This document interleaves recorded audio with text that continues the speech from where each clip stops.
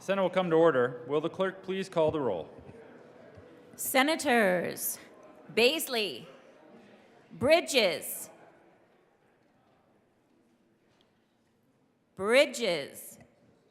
Absent.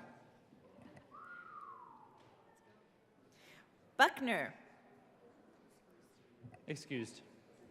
Coleman, Cutter, Danielson, Exum, Fields,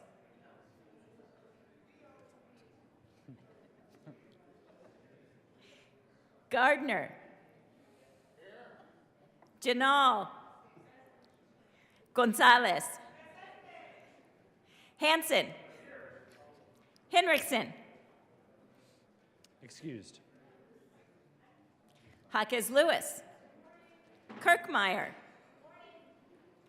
Kolker, Liston, Lundeen, Marchman, Moreno, Mullica, Pelton B, Pelton R, Priola, Rich, Roberts, Rodriguez, Excused. Simpson, Smallwood, Sullivan, Van Winkle, Will,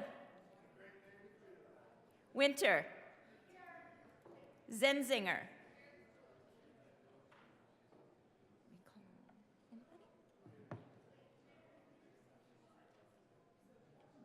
Mr. President, Here. Morning roll call is 31 present, 1 absent, 3 excused. We have a quorum. Will the good senator from Jefferson County please lead us in the Pledge of Allegiance? Thank you, Mr. President. Please join me in the Pledge of Allegiance. I pledge allegiance to the flag of the United States of America and to the republic for which it stands, one nation, under God, indivisible, with liberty and justice for all. Approval of the journal, Senator Simpson.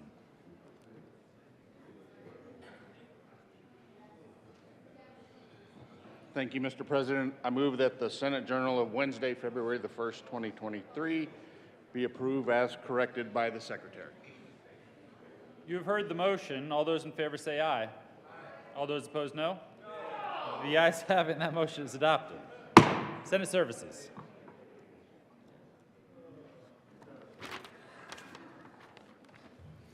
February 2nd, 2023, correctly engrossed Senate Bill 48, correctly re-engrossed Senate Bills 10, 19, and 51. Will the clerk please add Senator Bridges to the roll? Committee reports.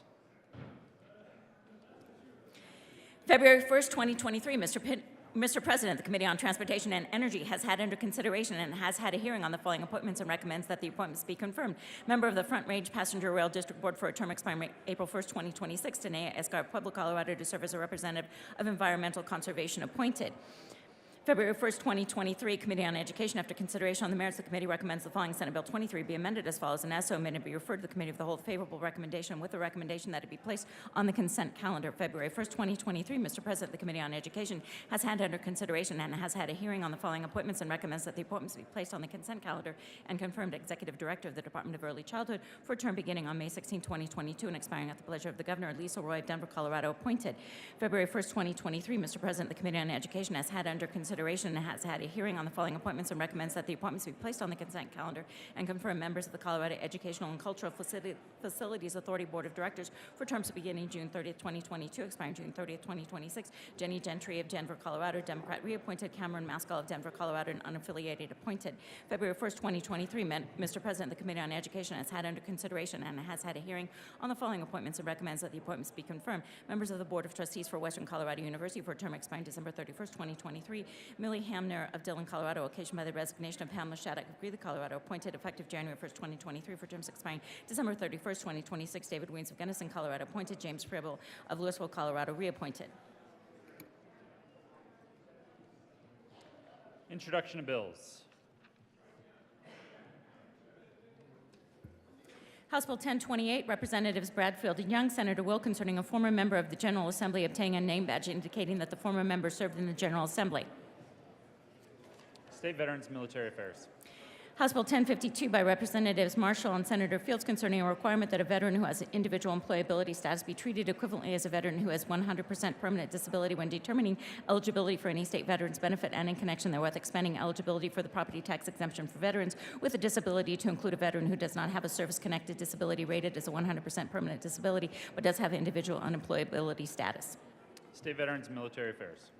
House Bill 1053, Representatives Hartsook and Ortiz, Senators Enzinger and Rich, concerning the authority to accept and extend gifts, grants, and donations, and in connection therewith, authorizing the Division of Veterans Affairs to expend gifts, grants, and donations in support of the Western Slope Military Veterans Cemetery, authorizing the Department of Public Safety to accept and expend gifts, grants, and donations in support of its purposes, and creating the Department of Public Safety Gifts, Grants, and Donations Fund. State Veterans Military Affairs.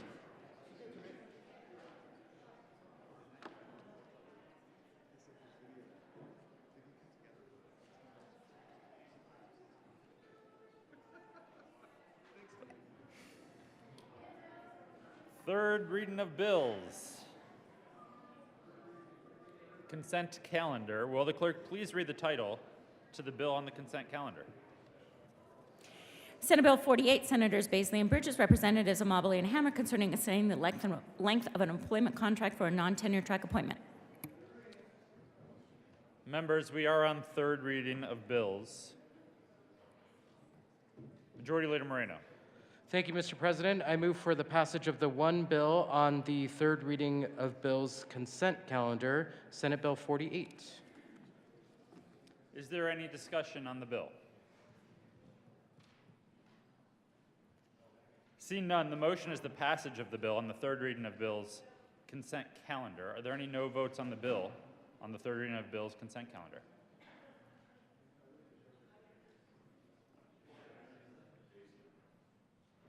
With a vote of 32 ayes, 0 no, 0 absent, 3 excused, Senate Bill 48 is passed. Co-sponsors. Senators Majority Leader Moreno, Simpson, Fields,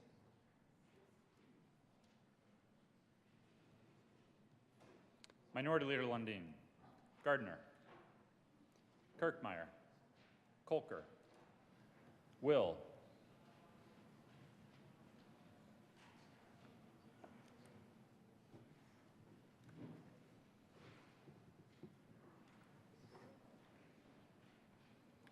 consideration of governor's appointments, consent calendar. Will the clerk please read all of the appointments listed on the consent calendar?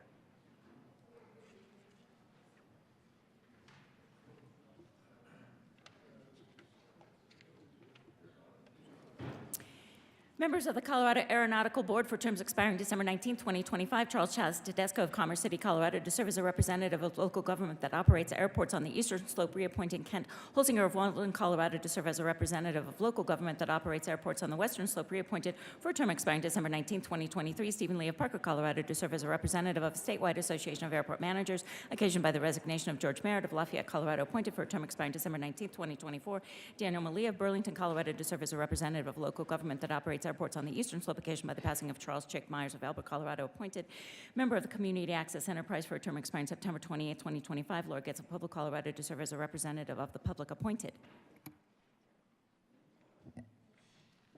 Majority Leader Moreno.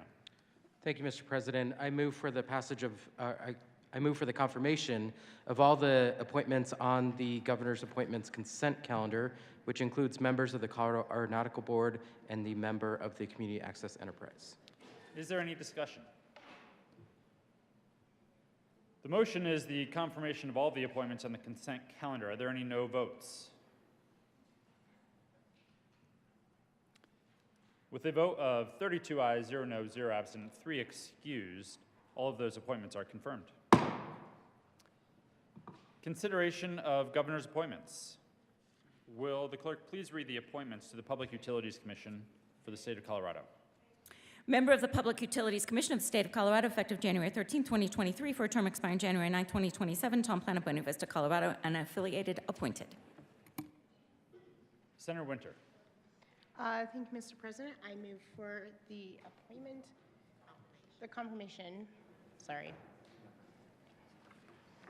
For Tom Plant, for appointment to the Public Utilities Commission in the state of Colorado. Is there any discussion? Senator Simpson. Thank you, Mr. President. Colleagues, my first term serving on the Energy and Transportation Energy Committee. Got to hear Representative Plant's introduction to the committee and this application to be the commissioner on the Public Utilities Commission.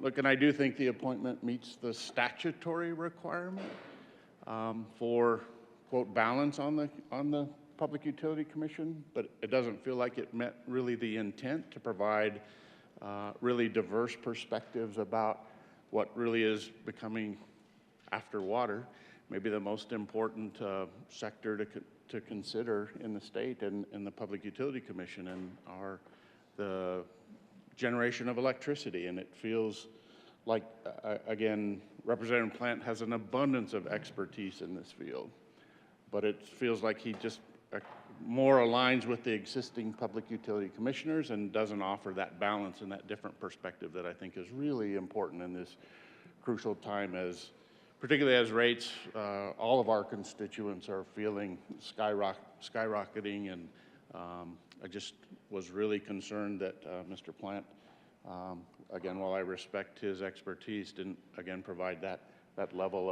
of balance that I think is really crucial at this point in time. And I was a no vote in committee, and I'll be a no vote today. Senator Winter. Thank you, Mr. President. I am excited to support the nomination of Tom Plant. When he served in the legislature, it was a very different time with different majorities. And he was effective in working when the majorities were different. The governor was different, and was able to work across the aisle. And when we talk about expertise, he's worked across states. He's pushed against the PUC. He's worked with the PUC. He brings knowledge and policy awareness and expertise that our state is lucky to have. And I firmly believe that he is going to represent all of us in this room in a way that looks out both for the consumers, for the environment, and for the utilities. And I look forward to seeing his effort come to fruition. Minority Leader Lundin. Thank you, Mr. President. I rise in opposition to the appointment of Tom Plant to the PUC, not because of an absence of skill, an absence of capacity, an absence of proven ability in the area that the PUC would be responsible for managing, but in fact because the statute is designed to create a breadth of perspective that is most clearly identified in the principles that the differing parties bring to differing conversations. And that breadth of perspective is critically important. There is no question that Mr. Plant would be incredibly capable and able in the roles that the PUC would call him to be. He served as the director of the governor's energy office during the Ritter administration. He served in the House of Representatives for 8 years as a Democrat, including 2 terms as the chairman of the House Appropriations Committee and 1 as the chairman of the Joint Budget Committee. He sponsored the Colorado Renewable Energy Act and energy efficiency tax incentive legislation. Clearly a breadth of capacity, knowledge, understanding, expertise in the areas of energy.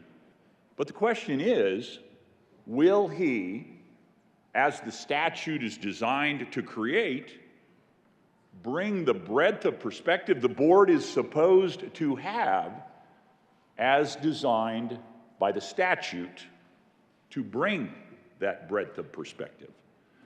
So I want to be really clear. This is not a question of competence.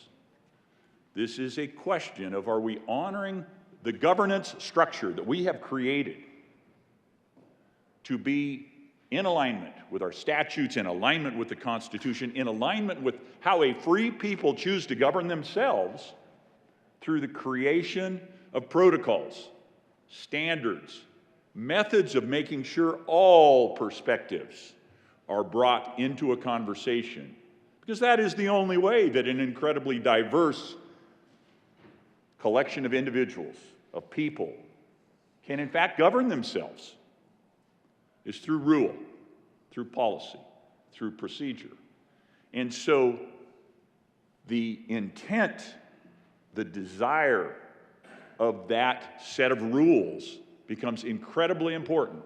And although it is clear on the face, this appointment is acceptable within the letter of the law, it is highly questionable within the intent and purpose of the law, and runs risk of the breadth of perspectives necessary to get to the best policies on behalf of the people of Colorado may in fact not be achieved. Mr. President, this is not a comfortable or easy sort of conversation because it involves challenging a very capable individual. And it's not because of his competence, I repeat again, but it is because of the demonstrated perspective he brings that may not provide the breadth of perspective that is necessary in this particular incredibly important role. Thank you, Mr. President. Thank you, colleagues, for your attention. Senator Winter. Thank you, Mr. President. I appreciate that perspective, and we need to understand the breadth of perspective of anyone we appoint. And I would say that Representative Plant has come with a breadth of perspective. When he was in the legislature, he worked across the aisle. In his further jobs that he's had, he's worked with rural Colorado. In his nonprofit jobs he's worked internationally. In fact, the other day when he was in the confirmation hearing, he said some things that I didn't love about different types of energy and how we're working towards that. He's pushed back on the PUC. He's supported the PUC at different times.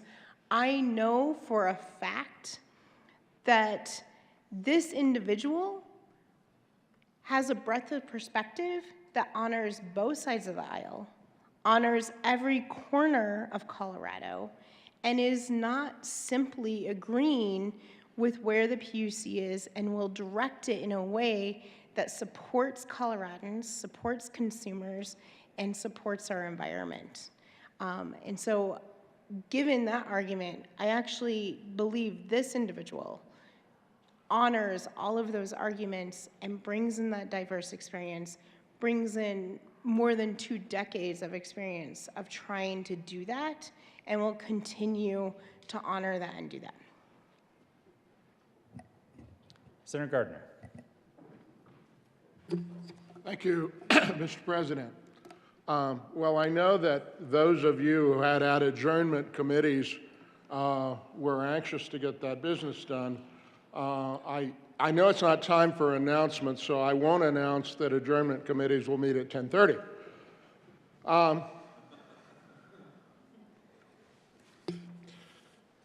Members, we just a few moments ago on consent approved 5 appointments without question, without discussion, without debate. But now we have one for which there is opposition. Why would that be? Would it be because the individual lacks integrity? Absolutely not. Would it be because the individual lacks intelligence and experience? Absolutely not. Former Democrat Representative Tom Plant served in our sister chamber. I don't refer to it as the lower chamber. I think that's demeaning. Our sister chamber with distinction and worked across the aisle, as I hope all of us do. One of the things that we do as legislators here is create all sorts of boards and commissions.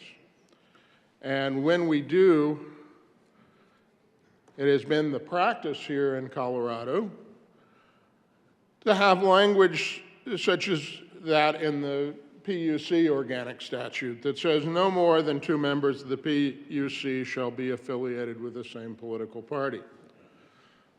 Now, it has become the practice, frankly, of the executive branch, and my time here in the General Assembly, which I won't remind you of its length. It has become the practice to play loosely with that. You can abide by the law and violate the spirit of the law.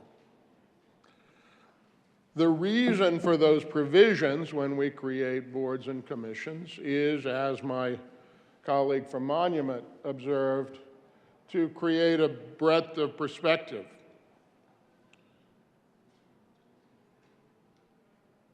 A breadth of viewpoint. Now, the senator, the good senator from Westminster says that she has confidence in former Democrat Representative Plant to do that, to represent all of these viewpoints. Well, let me ask you to do a little thought experiment with me here over the next 20 minutes or so. Imagine a political shift in the state of Colorado, and that in the year 2026, a Republican governor is elected, who has the ability to make appointments to the Public Utilities Commission. And by the way, this is a pretty good gig. I don't mean to question the motives of anyone who seeks it. It takes a lot of time, it takes a lot of energy and effort.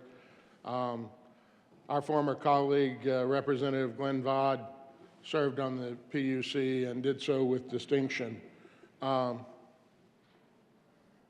But it is something that someone who is considered for is more likely to say yes to because it is a compensated position. And it's one that former legislators often seek. And, you know, members, I'm of a certain age, and I enjoy being a simple country lawyer, and that's my intent when I'm term limited to do. But, you know, if a Republican governor were elected, I think I have the experience and expertise to serve on the PUC, but maybe there's already 2 Republicans on the PUC. Well, I have an easy solution for the Republican governor of 2027. I'll just unaffiliate. I have a breadth of experience.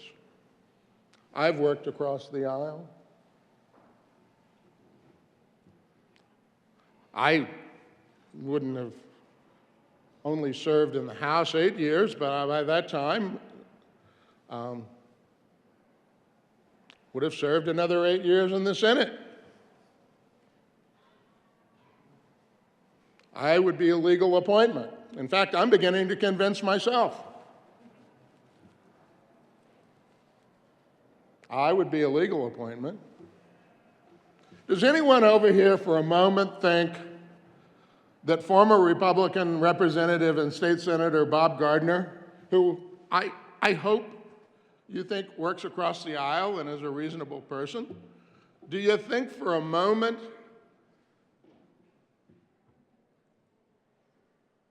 that former Senator Bob Gardner, who ardently opposed Senate Bill 181, whose voting record would clearly indicate a point of view with which my colleagues to to my right, and I know your left, truly disagreed. I know that because of your votes and the debates we've had. Would you not be down here, for those of you still here, going, Mr. President, colleagues, former Republican Senator Bob Gardner, he's not truly unaffiliated. Just a couple of years ago, he was a Republican, and you know what he believed. And I'd like to think none of you would attack my integrity or my commitment to public service or to my constituents or to the people of Colorado. But would you think for a moment that I was not serving on the Public Utilities Commission with a very distinct point of view that was very much influenced by my experiences here, very much represents the positions I took here. And members, how many of you were here? There'll be a few hands. How many of you were here when Governor Ritter appointed former Democrat Representative Plant to the PUC? How many would have been here? The good senator, I say the good senator from El Paso County as opposed to the rest of us. We were here. That was an energy office that had a political view that, in my view, was not in the interest of the people of Colorado. Others truly thought, as the good senator for Westminster indicated to you, thought that that truly was in the interest of the people of Colorado. My constituents, for the most part, did not.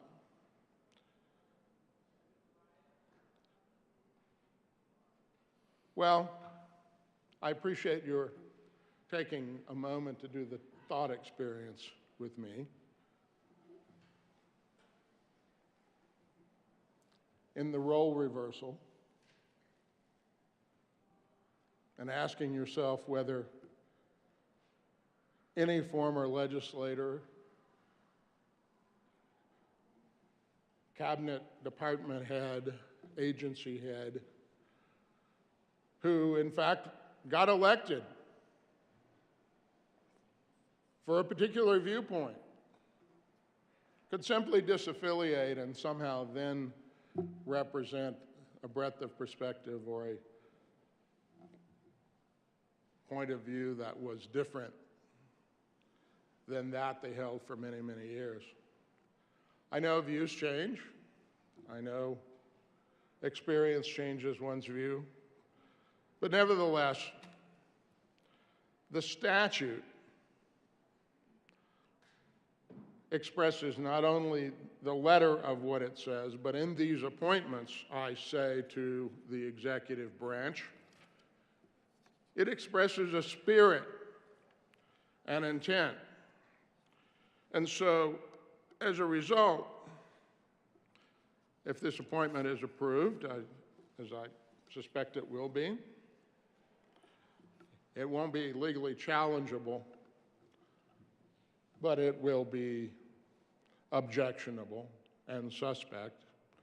And again, I want to emphasize as I close, this doesn't in any way call into question the integrity, the commitment to public service, the breadth of experience of the appointee. It's just simply, is it consistent with the spirit of the Public Utilities Commission statute and why we would have no more than two people from the same political party? Thank you, Mr. President. Minority Leader Lundin. Thank you very much, Mr. President. A few moments ago, colleagues, I made an assertion. I asserted that a breadth of perspective is critically important in this particular appointment. I will now argue why that assertion I made is so critically important. We are in a debate as a society and in this chamber, and we're supposed to be the deliberative chamber, the thoughtful chamber about these things, as to what our pathway looks like as we transition from carbon-based fuels to ultimately completely 100% renewable fuels. And there's a give and take. There's different perspectives. There's different ideas about how we do that, how quickly can we logically do that, how can we do that in a way that best serves the people of Colorado. Now, the people of Texas, the people of California have been through a couple of really bad experiences in the rush to get off the runway away from carbon-based fuels. And the PUC, either directly or indirectly, has a significant influence on how we, as a society, as Coloradans, establish our pathway and our best methods forward. Now, let's bring this conversation back to a real-world experience that each and every one of us lived through this last weekend. It got cold in Colorado this last weekend. We were in the teens. Some areas of Colorado were in negative temperatures. I stumbled across a Twitter thread here that seeks out, oh golly, this is just the wrong distance. The readers don't work and the eyes don't work. I'm having a hard time seeing what's before me here. This Twitter thread accesses electricity maps. It's an app you can all download on your phone, and it helps you understand where the power you're relying on comes from. And this thread says a quick thread about electricity. Saturday night, when freezing temperatures here in Denver began to seep into our homes and through the cracks and crevices where we maybe don't have the insulation as tight as we'd like it to be, about 39% of the area's electricity was provided by renewables. Okay, we're on a good path there. Renewables, 39%. It was mostly wind, according to electricity maps. And if anybody's interested, I can give you the Twitter thread, or you can look at the pictures I have here. But as Sunday morning approached and the wind died down, only about 5% was provided by renewables. Natural gas and, believe it or not, still coal kept our homes warm and the power on. Now, throughout Sunday, solar provided less than 8% of the electricity. And again, natural gas, clean, reliable natural gas, was the powerhouse. Monday wasn't any different. The temperatures stayed down and the wind didn't blow. Now, last week, certain elected officials of a higher office than you and I hold were describing natural gas as unreliable. Well, by golly, I'm glad that that natural gas was available and reliable this last weekend, because that's what kept our homes warm. Now, for the past several days, natural gas has been a workhorse, shouldering the bulk of the load. I'm continuing in this Twitter thread. I mean, it's incredibly interesting. When the sun wasn't shining and the wind was not blowing, it kept most of us safe and warm. Yet natural gas costs are up right now because we've suppressed the market. We've choked off the supply in a meaningful way. And so that which we relied on as Coloradans to keep our homes warm is expensive in a way that it wouldn't have been if we were allowing this clean molecule, which, as you heard me say from the well yesterday, but I'm sure you don't remember, clean natural gas has done more to bend the greenhouse gas curve down around the globe than any other energy aspect that we have considered. So I'll end, and the Twitter thread goes on. I would encourage you, and if anybody's interested, I'll get you the link or I'll send it to you, to look at this and actually look at these electricity maps to understand where the power came from. Let me come back to why this matters.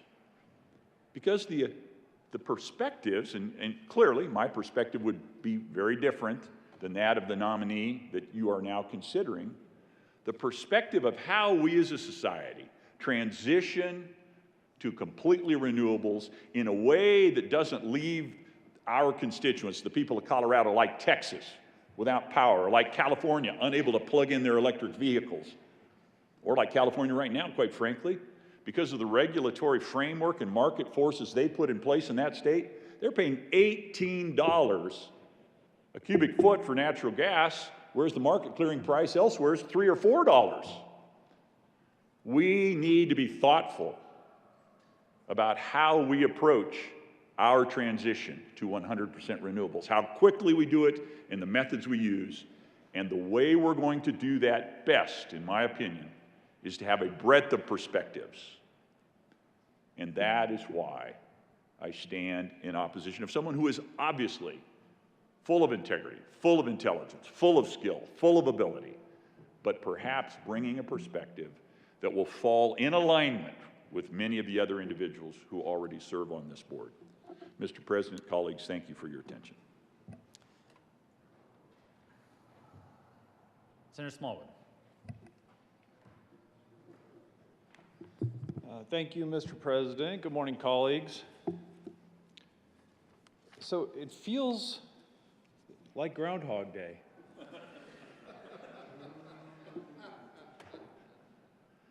It seems like I was just up here talking about the governor's appointments and playing sort of fast and loose, or what feels like fast and loose with the rules.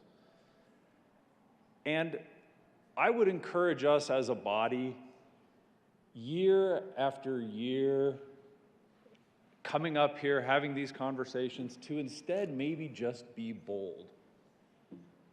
Maybe just finally send a message to the governor's office. And let me take a step back. It's an unenviable role to be in charge of boards and commissions. For the folks that have to do this, I feel a lot of empathy. It is not easy, particularly for the volunteer roles, to encourage people to take their precious time, energy, sacrificing income, and coming and doing good works for our state. It is not easy to fill a lot of these roles. And I've had numerous conversations with the first floor about, hey, I appreciate your concern, Senator. Who would you like to see in this position? Why don't you put some names in that you think might be acceptable? So don't for a minute think that I think this is an easy job for the folks that need to do this. But what you've heard from the prior speakers, from my colleagues, is this particular position is unusually important and influential across our state. And I do not know anything about Representative Plant. I am not here talking about this appointee as a person at all. I'm concerned with the repeated conversations that we have to have about fulfilling the requirements in the books. Not only the letter of the law, but as you've heard, the spirit of the law. How many times, colleagues, have you heard, whether you were in the House or the Senate or someplace else, that a position was supposed to be filled by a rural representative, and we look at the qualifications and the backgrounds of the individuals, and certainly anyone representing rural Colorado seems to say, this is not a rural individual. This is where this person has lived. This is where they do live. Whether they have a vacation home in Craig or not is immaterial. The spirit of the law was that somebody representing rural Colorado should be sitting in that chair. How many times have we heard that? More times than we can count, probably. Last time I stood here talking about these appointments, the letter of the law said for the particular commission, board, task force that we were talking about, we were supposed to be appointing a somebody to represent business, somebody to represent industry in the state of Colorado. And who did the governor's office appoint?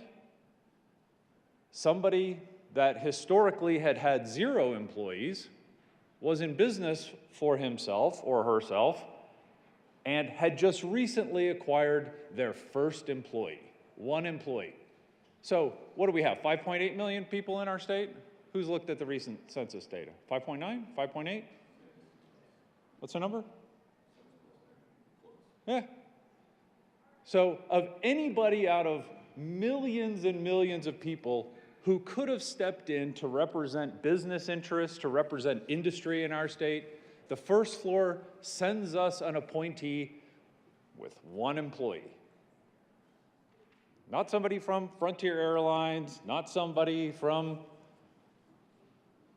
Walmart, not somebody with thousands or tens of thousands of employees, somebody with 1 employee. That's who they send us.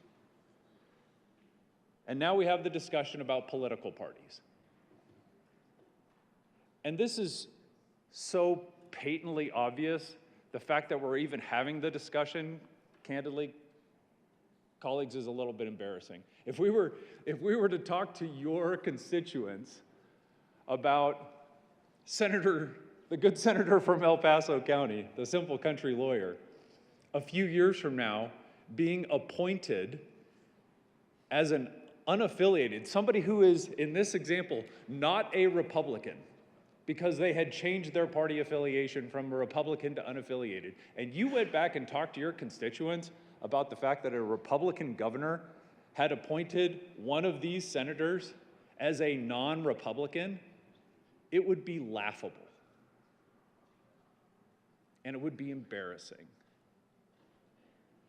Because there are lots and lots of other qualified people who meet these criteria, and it wouldn't be controversial. It would be, as you've already heard, something that's on consent calendar. We need to, in my opinion, colleagues,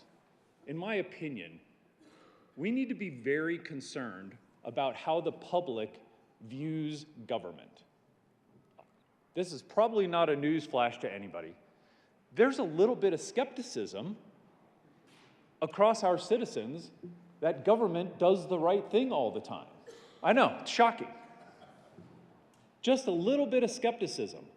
Maybe you could call it whispers. People are whispering. Why is this person in this role? Why is this person maybe not getting an appointment? Why is this person being able to do this? Why is this person being able to do that? Why don't we quash the little whispers that are out there? Make it to where nobody can talk about political contributions, for example. Because that's what's happening right now. That's what's happening with these appointees. There are whispers. I'm not saying it. I'm not here to impugn anybody's motives. But why should we allow that? We get to decide, as the Senate, what is a proper appointee and what isn't a proper appointee. And if this was a one-time event, maybe I could look the other way and say, you know, it's probably just an oversight. Maybe they didn't know that this appointee was formerly a Democrat, formerly in the House of Representatives as a Democrat, formerly appointed by Democrat governor to other Democrat positions. Maybe we could overlook it. But I'm standing here virtually every year talking time and time again about the spirit of the law being, in this case, maybe just as important or more important as the letter of the law. And you already heard it from the senator from El Paso County who took my whole floor speech away. If it was me being appointed to an unaffiliated role in a few years, I would hope you would be up here. It would be sad if you weren't up here talking about the fact that the senator from Douglas County is not really unaffiliated. Let's look at his voting record. Let's look at what he campaigned on. I would hope you would be up here You should be up here.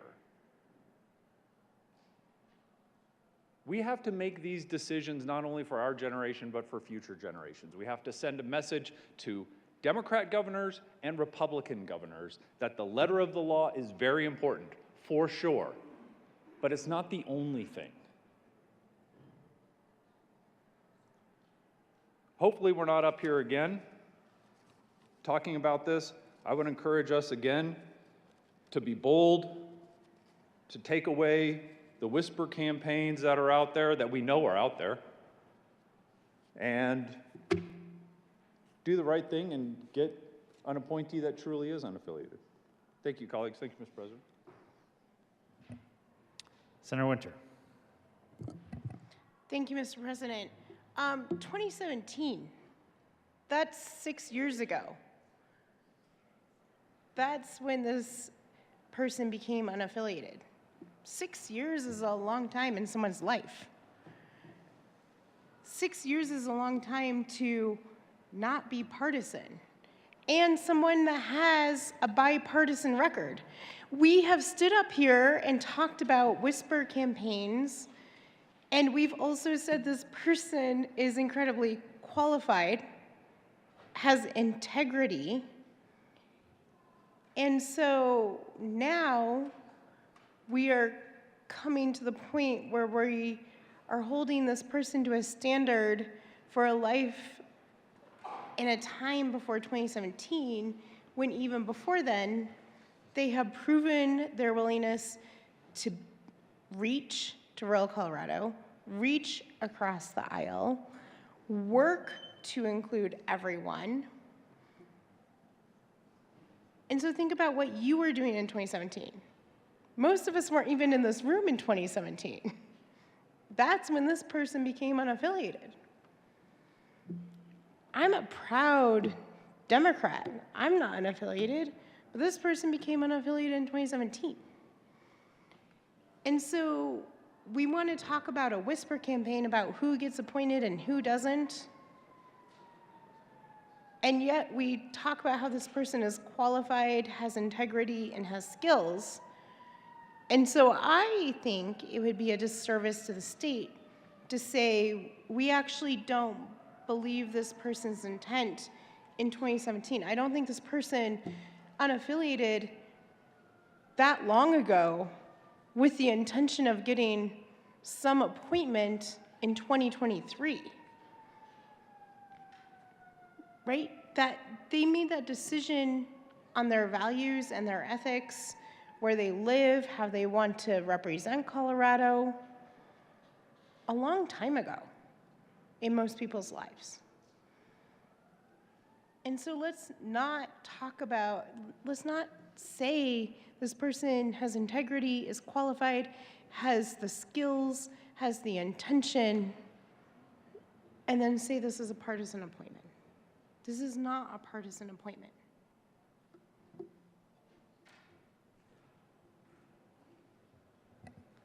That sparked some more whispers, unfortunately. Senator Kirkmeyer. Oh, I'm sorry. Oh, please. Thank you, Mr. President. Come on, colleagues. This doesn't even pass the straight face test. This doesn't even pass the straight face test. The last appointment that the governor made in 2020, John Gavin, he was supposed to be unaffiliated. And then he switched. And he's previously registered back to a Democrat. So somewhere in the last 2 years, he switched. Probably why we have to have a new appointment. I know Tom Plant. He's a nice guy. He did work across the aisle on some issues. But here's where he's been working. He's the senior policy advisor at the Center for the New Energy Economy. Gosh, who's the head of that energy economy? Well, that would be the former Governor Ritter, Democrat. That's where he's been. Prior to that, he worked in the governor's energy office for Governor Ritter, Democrat. Prior to that, he was a Colorado House representative, Democrat from Boulder. This doesn't even pass the straight face test. Anybody looking at this, anybody looking at Tom Plant still sees Boulder Democrat. He could have changed his affiliation 8 years ago. I don't care. He's still a Boulder Democrat. He moved from Netherland down to Buena Vista. Great. He's still a Boulder Democrat. That's his philosophy. That's where he's from. His latest contributions, just 2 elections ago. Guess who he contributed to? Democrats. In fact, his history of contributions, God, I don't see one Republican there, but I see a lot of Democrats. The role of the PUC is to act as a neutral regulator who scrutinizes evidence and decides reasonable costs to ratepayers. It is not to promote preferred policies of any governor, a former governor or this governor, who are both Democrats. Again, they're supposed to be neutral. They're supposed to be looking at the rates. Last time a Republican served on the PUC, their term ended in 2017, which is when apparently we decided we're going to start appointing all Democrats to the PUC. Democrats. We have requirements in statute. It's in 40-2-101 paren 2. No more than 2 members of the PUC shall be affiliated with the same political party. Guess what the affiliation is of the 2 members who are currently serving on the PUC? Democrat.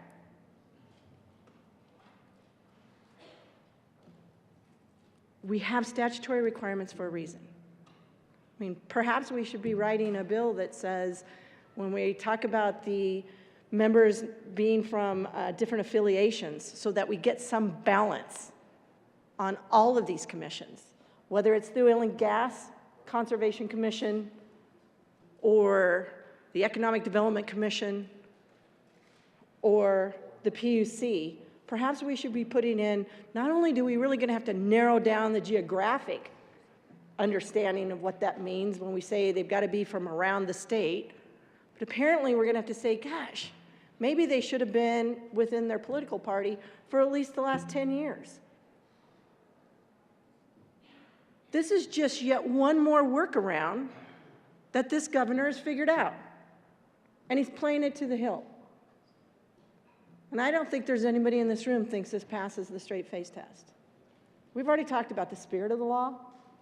We know what the intent of the law is. There will be no balance on the PUC because we essentially will have 3 Democrats appointed to it. You know, currently I serve on the Joint Budget Committee, and I'm guessing that pretty much every day I make the comment that the budget is supposed to be written by the Joint Budget Committee and passed by the General Assembly, not by the governor. Not by the governor. This governor constantly is looking for workarounds. Constantly. Doesn't like to follow the Constitution, or quite frankly, doesn't really think too much of the statutory requirements. 2 of the 3 members already on the PUC are Democrat. Tom Plant, great guy, might be as bipartisan as all heck in certain issues, but in this area, he's still a Democrat from Boulder. That's his philosophy. That's where he's at. So we essentially will end up 3 Democrats on the PUC.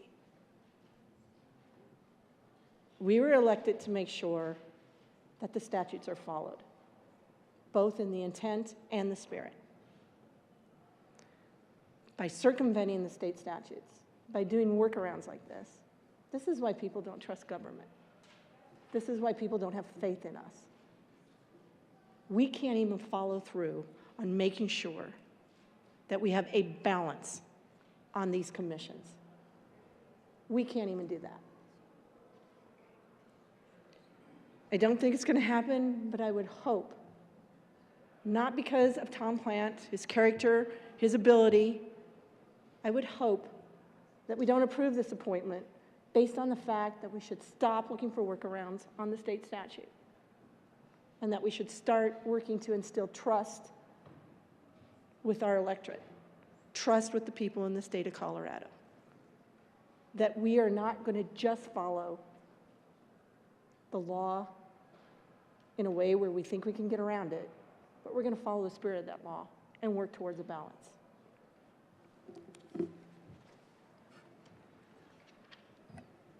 Senator Gardner. Thank you, Mr. President. I awoke this morning and noticed I had a little bit of a voice problem, and so I was really glad I grabbed my throat lozenges on the way out the door. I was not going to return to the well to speak, but the good senator from Westminster raised some thoughtful points that I felt I needed to respond to. As I understood, and it's just my understanding of the argument, is we ought to confirm the appointment of former Democrat Representative Tom Plant because he's highly experienced and has integrity and qualifications. And I made it clear I don't question any of those. But when it comes to energy decisions, which is largely what the Public Utilities Commission does, other than tow trucks, another question. When it comes to these really critical decisions, is Xcel going to be able to accelerate its recoupment of expenses of building natural gas and retiring coal, and then maybe retiring natural gas for more renewable? They're going to be able to do that more quickly. That's a decision that the Public Utilities Commission has addressed and made in the time that I've been in the legislature. And how do they do that, and what happens when they do that? Well, when the PUC says that's okay to do, you want to build those new plants and retire those old, nasty, dirty coal plants, which are the cheapest source and most reliable source of electricity. We want to encourage you to do that, says the PUC. And the power company, the investor-owned power company, says, well, but we can't do that unless we can recoup our debt and do it so quickly. We need incentives to do that. And so you, the consumer, you have some representatives at the PUC, but not nearly enough. I should say representatives before the PUC. And I hope the Fourth Estate is following this debate and what's at stake here, because what happens is the PUC says it's okay for the power company to charge you and me, and more importantly, the most economically challenged citizens in our districts, more for the electricity and the natural gas that comes to their homes. You know, I had an interesting experience some years ago at a town hall meeting. Someone told me to do this, a former legislator, and said, ask this question, and so, or this couple of questions, and I thought I would. I go to a town hall meeting that I called, and I have 25, 30 people there. And I said, how many people here think we need to move to renewable energy, that we need more renewable energy? I saw 20 hands go up.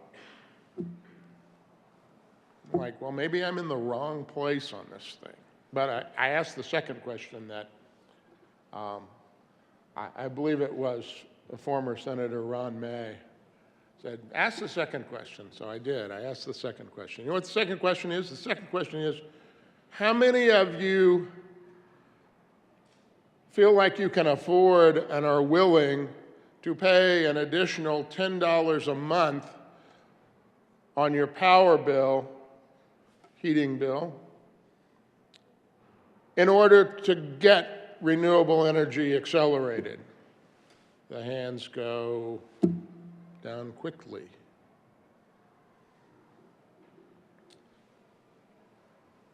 When we talk about the breadth of perspective, we're not simply talking about, do you think renewable energy is a really good thing? I do.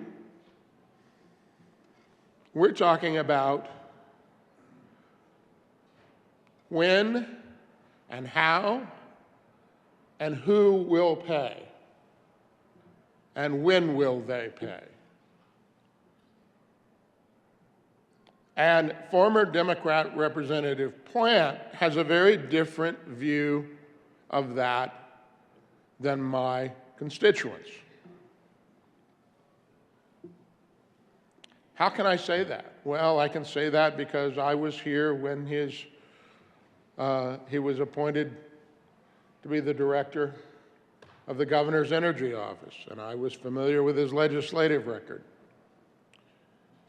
You know, to extend the comparison, let me tell you something that will be a shock to many, many, many of you. I was once a Democrat.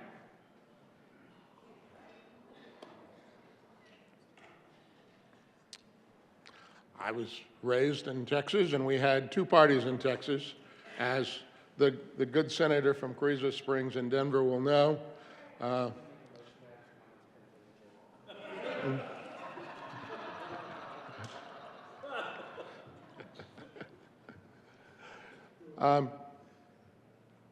we had a conservative Democrat Party and a liberal Democrat Party where I grew up, and then things happened, and there was a Reagan Revolution, and conservative Democrats became Republicans, and Jimmy Carter cured me.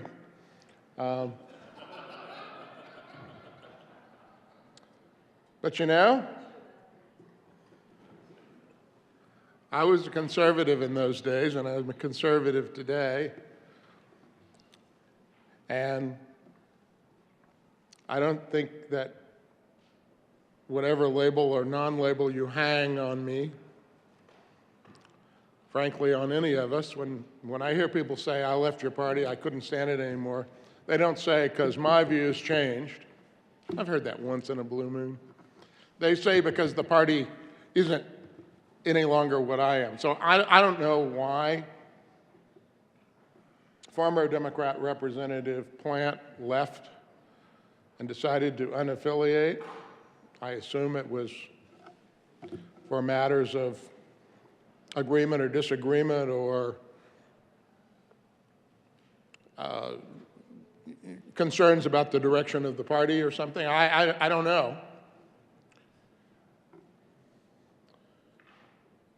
But I'm suspecting that his views on energy and on renewable energy and upon the willingness to impose cost upon citizens to get there and how much to do, and let's make no bones about it, even those of us who are the most conservative with respect to how we move to renewable energy, there will be cost on each and every one of us. You can't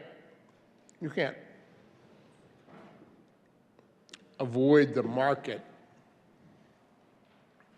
You can distort the market, but you can't avoid the market. When you say, I'm going to go use this more expensive thing, maybe it'll be cheaper in the future.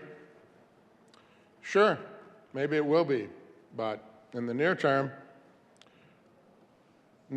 my constituents are cold today, and they're filling their gas tank today. So this is not a question of we found someone who has unaffiliated hanging after his name, and he's got integrity, and he's got experience, and he's got knowledge, and there are viewpoints. This is about viewpoint. The statute was about viewpoint. Because if we were just looking for people of a particular experience level and so on and so forth, we would have written that and that alone. If party, I'm going to call it party identification, didn't matter, we wouldn't have bothered to have that written into the statute. Now, I don't have any illusions of what the outcome is today, but as I say to my friends in the Fourth Estate, I hope you will report what has been said here today. I hope that the people of Colorado hear and have an opportunity to know what this debate was about today. Because when it comes to electing the person who sits on the first floor, I'm one vote just like every other constituent. When it comes to choosing the policies and how these positions will be filled, the people need to know and understand. Not simply for the last election or the next election, but, you know, frankly, every 2 years, every 4 years, this debate arises, and, you know, sometimes parties don't have the perfect candidate. I know that'll come as a shock to the folks on this side of the aisle, that sometimes you don't have the perfect candidate on your side. And people have said to me, but he or she's not perfect. And I say, you know what? That person, when elected, particularly in the executive branch, makes a whole set of decisions about appointments and chooses what that government will look like, and doesn't do so in a vacuum, does so with a lot of people around them that believe a particular set of things about government, about the role of government, about energy, and about renewable energy, and about who should bear the cost, and about the willingness of people to bear the cost. I think this appointment, while others may not have thought about it, and the person making the appointment may not have thought of it in this way, I think this is an appointment about whether you want renewable energy at the expense of people who can barely afford their utility bill now, or are you willing to get there in a more measured way that ensures that we don't drive people under?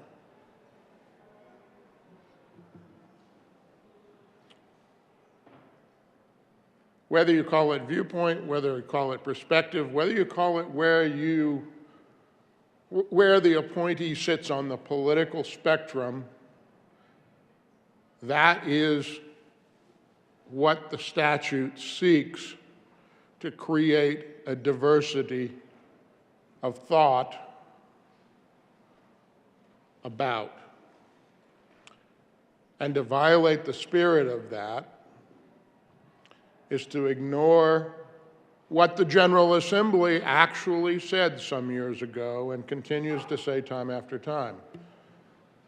The good senator from Douglas County pointed out that this is not the first. I would hope it would be the last. I hope there would be more care.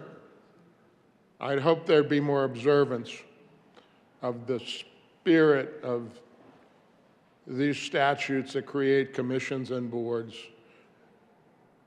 that we not simply pay lip service, but that there be thought, particularly for those that will be easy enough to fill, and this one is.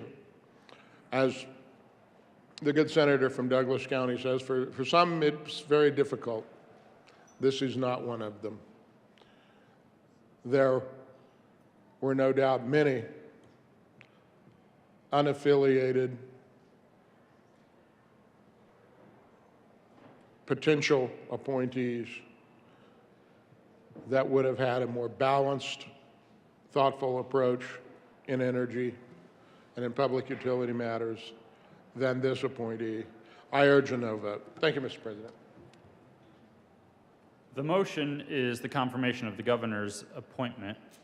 And before we get to the actual motion, please, will the clerk please add Senator Rodriguez to the roll? The motion is the confirmation of the governor's appointment to the Public Utilities Commission. Are there any no votes? Senators Simpson, Will, Van Winkle, Pelton B, Pelton R, Rich, Gardner, Minority Leader Lundin, Kirkmeyer, Liston, Smallwood,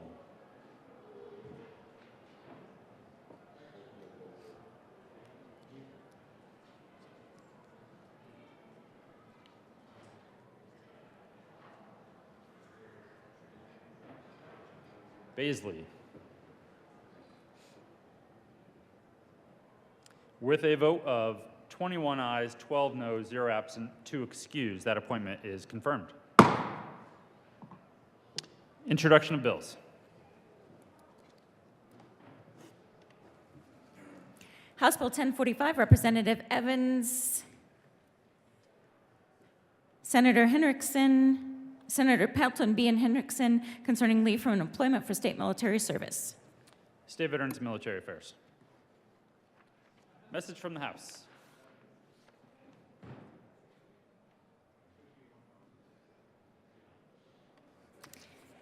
February 2nd, 2023, Mr. President, the House has passed on third reading and transmitted to the reviser of statutes House Bill 1006 and 1001, amended as printed in the House Journal February 1st, 2023. The House has passed on third reading and transmitted to the reviser of statutes House Bill 1072. Message from the reviser. February 2nd, 2023, to the Senate, we herewith transmit without comment House Bill 1072 without comment as amended House Bill 1001 and 1006. Announcements.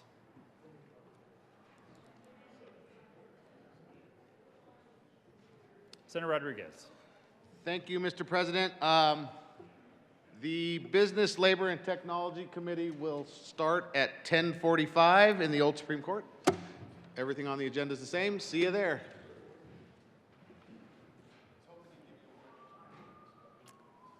Minority Leader Lundin. Thank you, Mr. President. I request a moment of personal privilege. Granted. Thank you very much. There is a warm glow over on this side of the room, if you look that way and observe carefully. The warm glow is there because an elected member of a local school board was sitting there earlier while we were having our discourse and debate. And as you all know, my perspective is that the heroes of elected office in Colorado and quite frankly in other states are the volunteer members of local school boards who choose to stand for election, choose to serve their communities, choose frequently to be confronted by their friends and neighbors at the grocery store when those friends and neighbors are disappointed with their perspective that they have brought to the local school board. So I want to call out Tiffany Upchurch, who is a board member of the District 38 School Board, let you know she was here. Sorry that I can't introduce her to you in person, but want you to know the principle is that the elected members of the local school boards are, in my opinion, the heroes of elective politics in Colorado. Thank you, Mr. President. Senator Fields. Good morning, Mr. President and colleagues. I want to remind members of the Senate Health and Human Services Committee that we do have a committee hearing today at 1:30 in SCR 357, and we have 3 bills that will be presented to us. Thank you. Senator Sullivan. Thank you, Mr. President. I just want to let you all know, I told my mother about the desks that we have here. I explained to her that there's a notice in each of our desks about how long the desk has been here and who has sat in the seat before. And she was very concerned that with our coffee drinking and our soda drinking, that it might cause problems on our desks. So she makes these items and she calls them mug rugs. I have a bunch of them. I have checked with the lieutenants. I'm going to give them to them, and they'll set them in the back there somewhere. Feel free to take one or as many as you need. Rocky season is coming up, and while she watches our Rockies lose every day, she makes a lot of mug rugs. So feel free. There's lots of different colors. So thank you. Senator Coleman. Thank you, Mr. President. Members, Senate State Veteran and Military Affairs Committee will be hearing Senate Bill 53, 36, 37, as well as a sunset hearing 1:30 today at the Old Supreme Court. Senator Mullica. Thank you, Mr. President. Members, Senate Finance Committee will be meeting upon adjournment here at 10:45 in Committee Room 357 to hear Senate Bill 11. Thank you. Senator Roberts. Thank you, Mr. President. Agriculture and Natural Resources Committee, we are meeting this afternoon at 1:30. We have had a slight change to the schedule. We will not be hearing Senate Bill 38. No Senate Bill 38 today, but we will continue with our appointment and House Joint Resolution 1007 and 2 sunset hearings. Thank you. Senator Priola. Thank you, Mr. President. As far as announcements, today is your last day to renew your Buff season tickets because, as Coach Prime says, we're coming. Also, tomorrow, JTC will have a hearing starting at 7:30 upstairs in which room? I forget which room it is. Anyway, we're also taking public testimony. So if you have any gripes about the situation with IT in the state, please show up and let us know. Senator Simpson. Thank you, Mr. President. Request a moment of personal privilege. Granted. Our colleagues in the chamber today is a member of the school board from Archuleta County and Pagosa Springs. I'd like to welcome Dr. Tim Taylor to the chamber today. Thank you, Doctor.